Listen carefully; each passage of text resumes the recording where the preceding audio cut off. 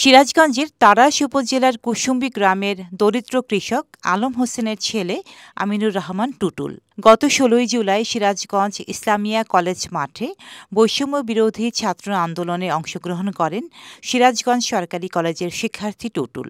আন্দোলনে পুলিশের ছোড়া রাবার বুলেটে ঝাঁঝরা হয় তার শরীর এবং বাঁ চোখে গুলিবিদ্ধ হন এই শিক্ষার্থী। এখন আমার চাওয়া বলতে আমরা যে দাবিতে নামছিলাম সেটা আমরা সফল হয়েছি, কিন্তু আমি যে ব্যক্তিগতভাবে যে আমার চোখে গুলি লাগছে, এখন আমার একটাই চাওয়া যে আমরা দেশটাকে স্বাধীন করার জন্য যে কষ্ট করছি, এখন দেশবাসীর কাছে, সরকারের কাছে, প্লাস দেশের মানুষের কাছে আমার একটাই চাওয়া, যেহেতু আমার বাবা আমাকে অনেক কষ্ট করে লেখাপড়া করাইছে, তার আসলে সামর্থ্য নাই যে আমাকে চিকিৎসা করাবে। চিকিৎসার জন্য যে টাকা প্রয়োজন সেই টাকা দিয়ে আমাকে চিকিৎসা করানোর মতো সামর্থ্য আমার বাবার নাই।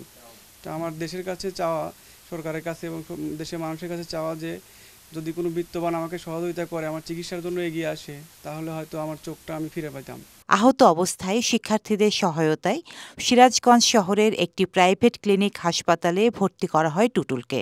কিন্তু অবস্থার অবনতি হলে ঢাকা চক্ষু হাসপাতালে ভর্তি করানো হয় তাকে। তার বাঁ চোখের অবস্থা গুরুতর হওয়ায় অপারেশন করতে হবে, যা দরিদ্র বাবা আলম হোসেনের পক্ষে চিকিৎসার ব্যয় বহন করা সম্ভব নয়। তাই হয়তো আমি সরকারের কাছে করতেছি যে হয়তো আমার ছেলের চিকিৎসার জন্য যদি সে করতো তাহলে হয়তো আমার ছেলেটা চিকিৎসা হয়তো বাইরে যায়।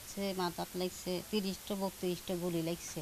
আরেক শিক্ষার্থী কামারখন্দের হায়দারপুর গ্রামের মৃত লুৎফর রহমানের ছেলে জুবায়ের হাসান জিহাদ। তিনি সরকারি হাজী মেমোরিয়াল কলেজের এইচএসসি পরীক্ষার্থী। একই দিনে শহরের রেলগেট এলাকায় ছাত্র আন্দোলনে পুলিশের ছোড়া রাবার বুলেট জিহাদের চোখে লাগে। তো পুলিশ আমাদের উপর প্রথমত লাঠিচার্জ করে আমাদের উপর। আমরা ছত্রভঙ্গ হয়ে দৌড়াদৌড়ি করার পর পুলিশ আমাদের উপর অনেক রকমের আক্রমণ করে, টিয়ার সেল গ্যাস ছড়ে গুলি করে। তো এক পর্যায়ে এসে একটা ছড়া গুলি এসে আমার চোখের ভিতর ঢোকে, তারপর আমি পড়ে যাই। সরকারিভাবে টুটুল ও জিহাদও যাতে চিকিৎসা করানো হয় এমনটাই দাবি করছেন টুটুল ও জিহাদের সহপাঠীরা।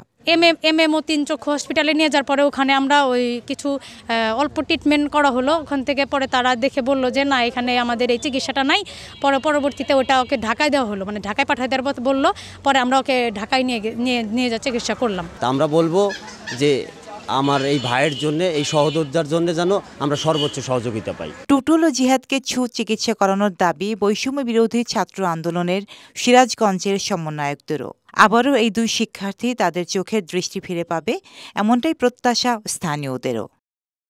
ডেস্ক রিপোর্ট, সাম্প্রতিক দেশকাল।